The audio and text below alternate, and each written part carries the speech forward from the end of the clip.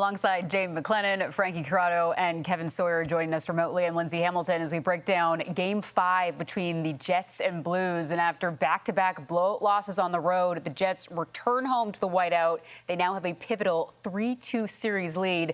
Kevin, that's the good, but we're going to start with the bad. That being Mark Scheifele. He didn't play 2/3 of this game. We know he has been targeted all series long. What did you make about his early exit in Game 5? Yeah, that's a tough one, no doubt. You've lost your top player for 2 periods of this game, and who knows for how much longer. Mark Scheifele's taken 16 hits in this series. That's the most by any forward between these two teams. That's the second most by any forward in the playoffs. Listen, this is not a new idea. Teams are going to go after the other team's best players, Mark Scheifele, Josh Morrissey, etc. So there's a lot of those hits for me that Mark Scheifele has to be ready for. He has to be more stable. He has to expect it, take it, give it.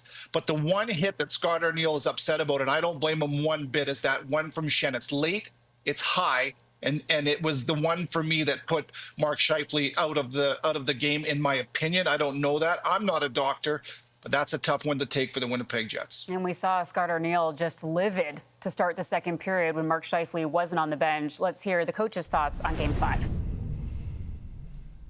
Game plan. Yeah, I thought it was throughout the lineup.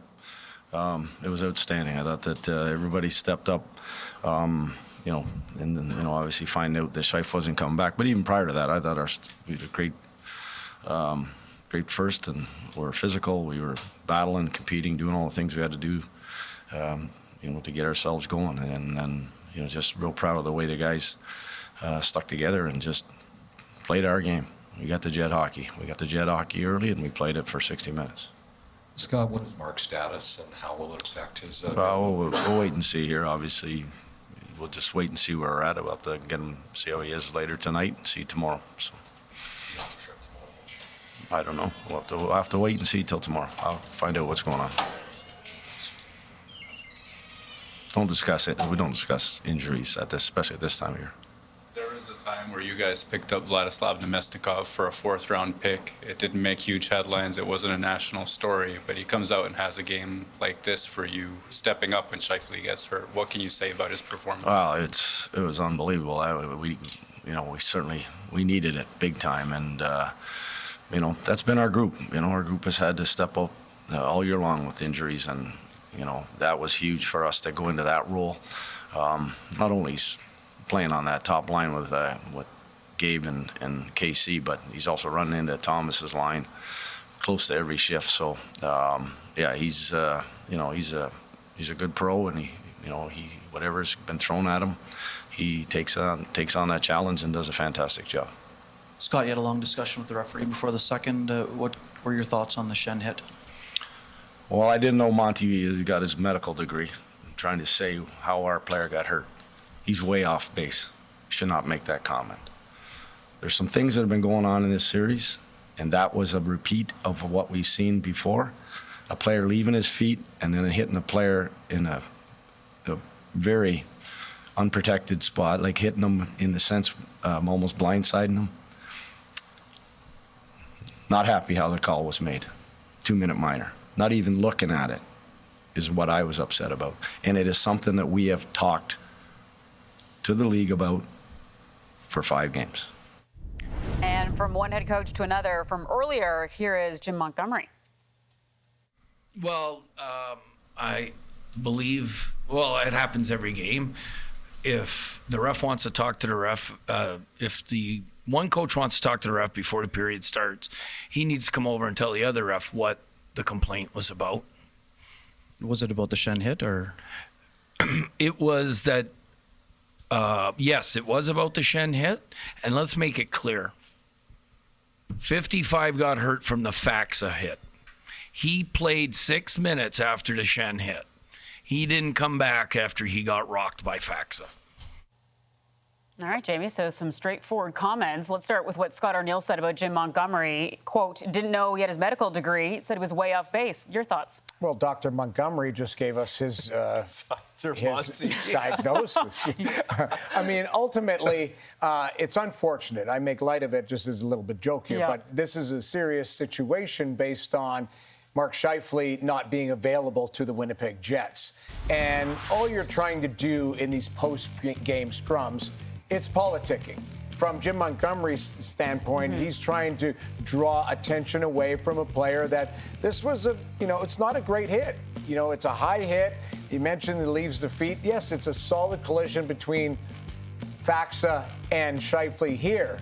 But regardless, Scott Arniel has lost his top player, his number one player for the rest of that game, and then undetermined for Game 6. So it is going back at the opposing coach and saying, you can't tell us when he got hurt. We're going to assess that afterwards. So you could clearly tell the emotion from Scott Arniel, and you could tell from Jim Montgomery's standpoint, he was being defensive, going, hey, this is how we see it, but it's not his right to do it because, unfortunately, his player hurt another player on the other team.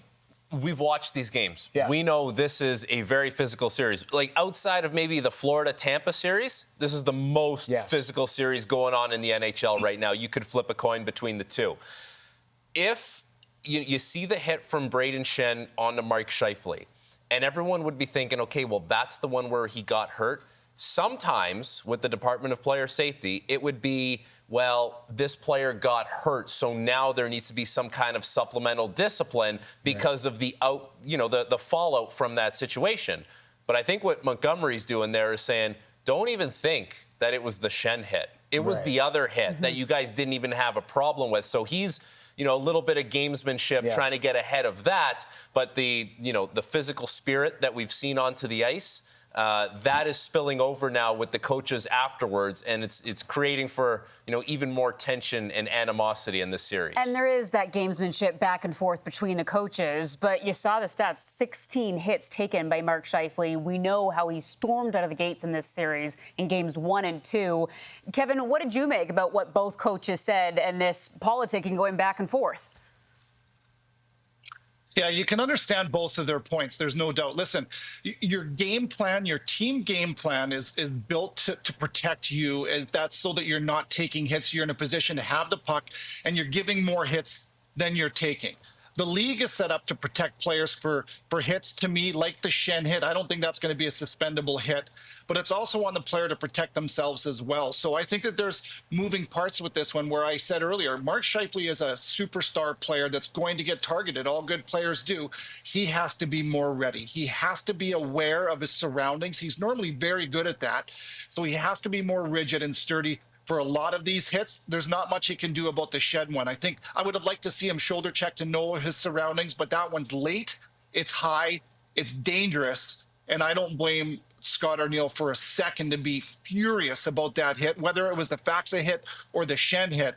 That Schenn hit is a tough one for any player to absorb. And we saw that emotion from Scott Arniel to start off the second period when Scheifele wasn't on the bench. Of course, he stormed out of the gates, as alluded to, 5 points through games 1 and 2. They obviously hope they will have their top-line center back for Game 6 come Friday. Jamie, another storyline, of course, we've been following is Connor Hellebuyck. So he allows 11 goals combined in Games 3 and 4, pulled early in both of those. He said it himself, I am going to be better. How much better was he in Game 5? Well, the bar wasn't very high when you get pulled in back-to-back games, but I think he was fantastic when he needed to be, and that's what Connor Hellebuyck, he even called himself out and said, I will be better, as you alluded to, but that's what he needed to do. Fantastic play. This is a desperation play. And Frankie, this is one of the best saves of the playoffs right here. Unreal. Crazy. This is game-changing.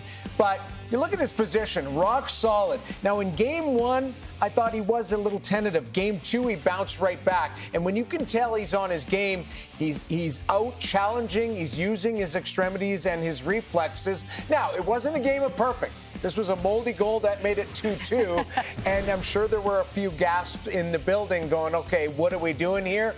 Again, statistically, it wasn't a perfect night because they scored one late, so the save percentage takes a bit of a beating. But the most important thing was the bounce back and the critical W, and he delivered on both of those. And I thought Connor Hellebuyck did exactly what he needed to do and got better as the game went on. You're right, he did, and the team in front of him did what they needed to do. Yeah. And you look at those two games that they play in St. Louis, That is not Winnipeg Jets defensive hockey. That is not the type of hockey that they play that leads to success in the regular season. But in a game where they're coming back on home ice, they had to find a way to get rid of the momentum that the St. Louis Blues had and put it in their direction. They helped out their goaltender. They did a good job blocking shots, keeping the St. Louis Blues to the outside of the ice, and made life more manageable for Connor Hellebuyck, allows him to settle into their game, and the Winnipeg Jets play a Winnipeg Jets style of game that leads to a win. Frankie, we mentioned Scheifele's absence for 2/3 of this game, but early and late in the game, both with and without number 55, the top line was making an impact. And it had to, because you look at games 1 and 2, the top line at 5-on-5 had outscored the opposition 3-0. Then games 3 and 4, they go into St. Louis. The script gets flipped, and they get outscored 3-0 at 5-on-5. So what do coming back on home ice? Try and find a way to have an impact early in the game. And you got Gabriel Velarde back. And so there you get a little bit of an added punch offensively. He gets a good look early on, goes for a change. Mason Appleton comes onto the ice, and he makes a nice play to kick that puck over to Mark Scheifele, and boom, there's your goal. Set the tone early on that the top guys are going to lead the way, and Kyle Connor does exactly that. And then you have to find a way to make an impact without Mark Scheifele in the lineup anymore. Vlad Nemesnikov gets bumped up higher in the lineup, a player that hasn't scored in 20 games. He asserts himself. So there's a nice mix there of the first line coming back on home ice, taking the game, taking charge of the game, and then Nemesnikov filling in a situation where you're down your best forward, you need someone to step up. So on 2 occasions, the top guys step up for the Winnipeg Jets. He slotted in really nice. All right, so a 5-3 win for the Jets. Now with a 3-2 series lead, just 1 win away from the second round. Let's hear from the Jets captain, Adam Lowry. Do you want me to answer that one? Either, or, yeah. Okay, I can go. I think we go into St. Louis, we're up 2-0. We're feeling good with how we played and, feeling like we can get to another level. And, I think a bit of it, we get distracted going into the scrums, kind of the extracurricular stuff. And they have a great start. And, it was almost like we were protecting the lead in the series. I think, tonight we played on our toes. We played fast. We were making, simple but effective plays. And, Arnie did a really good job of going through the breakdowns in game 3 and 4. And, just when you review those things and you kind of see that a lot of it is self-inflicted, not that it's an easy fix, but, there's a structure we've played with, an expectation of, where guys are supposed to be. And when we get back to that, we're a real tough team to get to the middle of the ice. We're a real tough team to score off of in-zone plays. And, we don't give up a whole lot in transition. So, I think those adjustments, kind of the refresher of when we're at our best, what we look like, and, when we're giving up 5-6 goals, what we also look like, and, you kind of come off of it. So, yeah, it was some good review. I thought we had a great practice yesterday, and, getting G back in the lineup too, I thought, for missing a few weeks, he had an impact right away, some good chances early on, some key blocks. He won a couple big face-offs for us down the stretch, and, he's only going to get better, as he gets more reps. So, looking forward to Game 6. All right, Kevin, so let's scale back a little bit. Now the Jets go back to St. Louis, where they had 2 blowout losses. They're trying to close this out in 6. What do they have to do to get the job done on Friday night? Jets hockey, Scott Arniel talked about it. Adam Lowry talked about it. That phrase was being thrown around, and that looked very familiar to me. That's the way the Winnipeg Jets like to play generally. They didn't give up very much. They kept the St. Louis Blues to under 20 shots. They don't like getting hit so much. Well, their team structure kept them from being pounded through the end wall. They out-hit the St. Louis Blues with 44 hits of their own. More of the same. It's not going to be easy. 14 straight wins on home ice for the St. Louis Blues. They're going into hostile territory. Their team structure and their tenacity that they had in this game tonight in Game 5, they'll look to ride that wave into St. Louis. One word for me, it's urgency. If you've got an opportunity to close out a team, you have to have that urgency regardless of what building you're playing in, what the circumstances are. I talked about Connor Hellebuyck. He's going to have his best game of the series. And Kevin just laid out, Winnipeg Jets hockey. Well, they're all going to have to play to their capabilities and maybe a little extra more if number 55 is not available to them? That was obviously going to be a question mark. Listen, Connor Hellebuyck can be the guy who can swing this series because of the ability that he has. We've seen it in the regular season. And for me now, there's 2 games where it feels like his team has made it suitable for him to get a win in this series. It's Game 1 and Game 5. So now Game 6, going into hostile territory, like we talked about, Connor Hellebuyck has to have the Connor Hellebuyck game where he's just unbeatable. And that's not an unrealistic expectation based on what we have seen from him throughout the course of the last 3 years in the regular season. All right, the question lingers. Can the Jets close it out on 6 on Friday night? Well, they'll have to snap that Blues 14-game home winning streak that dates back to February 22nd, which, by the way, was a loss to none other than the Winnipeg Jets. But this is a fun stat for Jets fans. When a series is tied 2-2, the winner of Game 5 goes on to win the series 79% of the time.